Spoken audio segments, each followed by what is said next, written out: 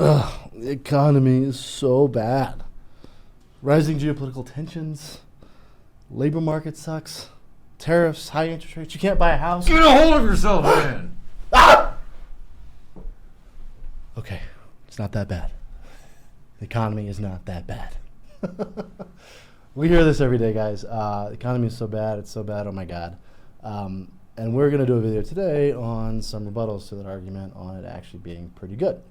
So I'm going to give you 5 or 6 examples. Take to your next dinner party, what have you. But the biggest one we often hear is the job market. So can't find a job, don't like your job, whatever. I mean, as far as unemployment goes, you're looking at a chart here from the global unemployment rate. The first hump over there to the left is the Great Recession. The sharp spike is COVID.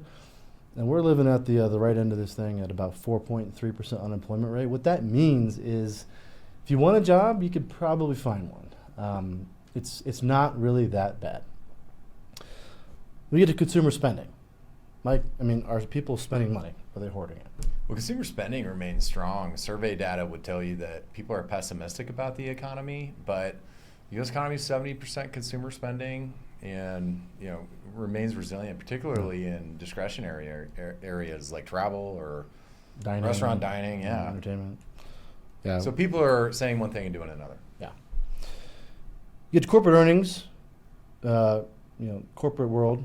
I mean, what's happening there? Because I know right now, as of today, September 9th, we're looking at, S&P and NASDAQ up 11.7 and 13.4%. So, I mean, the market is good, but corporate earnings have steadily been rising over the last 5 years. They're up 10%. And interestingly, I mean, like this quarter, we're up about 11%, and 81% of the companies that have reported earnings have beaten analyst estimates, which indicates that it's not just individuals, people that are being overly conservative or fearful, but analysts as well. Inflation. Inflation, you can't buy stuff. It's just too expensive. So right now, you're looking at a chart where we're living over on the right-hand side here, 2.7, and what that means is that we've come off highs pretty considerably, guys. We're back into the sub-3 range right now, which means things aren't getting cheaper. Let me be clear about that. They're just getting expensive less fast, but they are no longer in the 8-9% range. So, we are back closing in on a pretty decent long-term target. As you can see, we kind of float around that rate long-term as far as inflation goes. So, not that bad either. Households.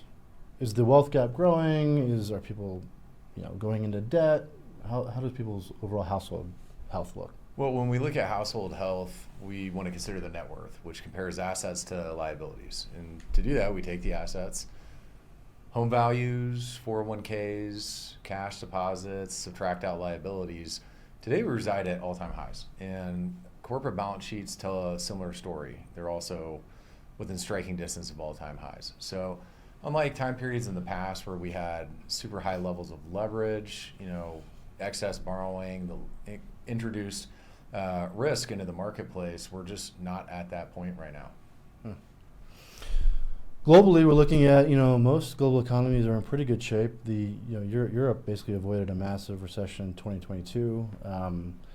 Really, wherever you look, things are not that bad as far as foreign governments go. So it guys really comes down to your perspective and really not letting the media goad you into thinking something's happening that really is not. We get it. It's hard. What's the saying? If it bleeds, it leads. It bleeds, it leads. Yeah. That refers to what's called negativity bias. We are, as humans, more impacted by negative information than equal corresponding positive information. So, Mike, you're an idiot. You're going to feel twice as bad about that as Mike. You're great. You didn't make me feel very good there. Right. Criticism versus praise, right? Yeah. We'll feel much worse about being criticized than we would praised. And so as investors, we've got to be aware of that. We know over the long-term markets go up. There will be downturns. Mm-hmm. We're going to be looking out for that. They're difficult to predict, and they're going to happen. I mean, so what do we do about that? We've got to have good investment plan, strategic allocation that's well diversified. We're already there. So it's not that bad. Could be worse. Talk to you later. Thanks.